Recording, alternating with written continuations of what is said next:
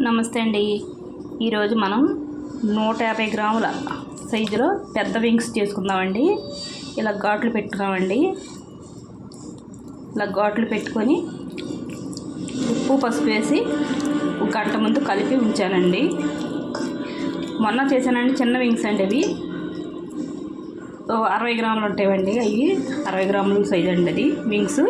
ఇది 150 గ్రాములు అండి పెద్దవి. కలిపిన తర్వాత ఇప్పుడు ఫస్ట్ మనం మసాలా వేసుకోవాలండి. ఇది నేను వెల్లుల్లి, అల్లం, ధనియాలు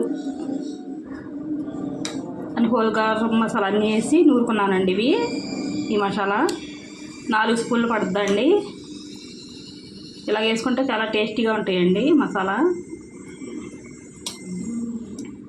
ఇది కలుపుకోవాలండి.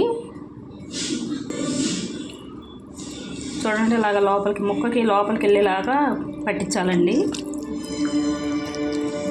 అలా పెట్టించాలండి. మనం ఘాట్లు పెట్టుకుంటేలాగా బాగా ఏగుతాయండి. ఇలా పెట్టుకోవాలండి. ఇప్పుడు కారం కలుపుకోవాలండి. కారం 5 స్పూన్లు అండి.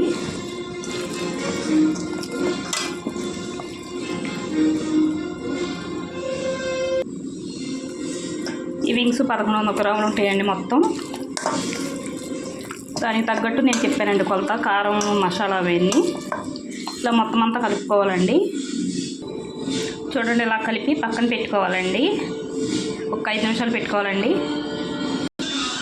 ఆయిల్ పెట్టానండి పొయ్యి మీద. 5 నిమిషాలు అయిపోయిందండి.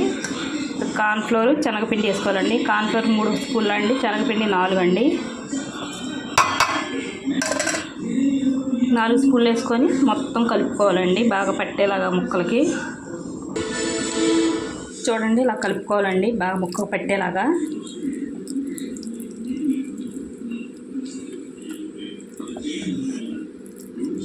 చూడండి,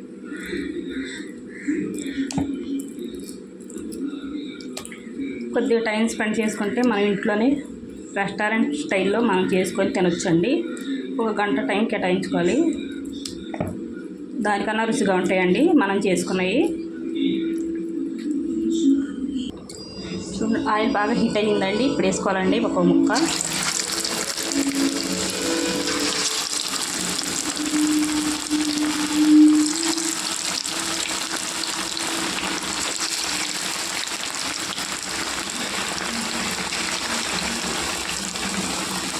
వేగిన తర్వాత చూద్దామండి. చూడండి, అలా వేసిందో ఇలా వేగాలండి. ఎర్రగా వేగాలండి. వేగిన తర్వాత తీసుకోవాలండి. తీసేద్దామండి.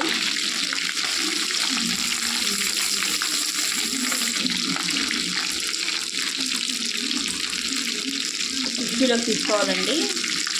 నూనె వేసుకుంటే తీసేసుకుంటుందండి. ఇలా వేసుకోవాలండి ఎర్రగానే. అన్నీ తీసి చూద్దామండి. చూడండి, రెండోసారి వేసినాయండి ఇవి. ఇలా ఎర్రగా ఎగిని ఇలా వేసుకోవాలండి బాగానే. చూడండి, వింగ్స్ తయారైపోయినాయండి. ఎర్రగా ఇలా వేసుకోవాలండి. ఇలాగా. ఈ వీడియో నచ్చితే లైక్, షేర్, సబ్స్క్రైబ్ చేసుకోండి.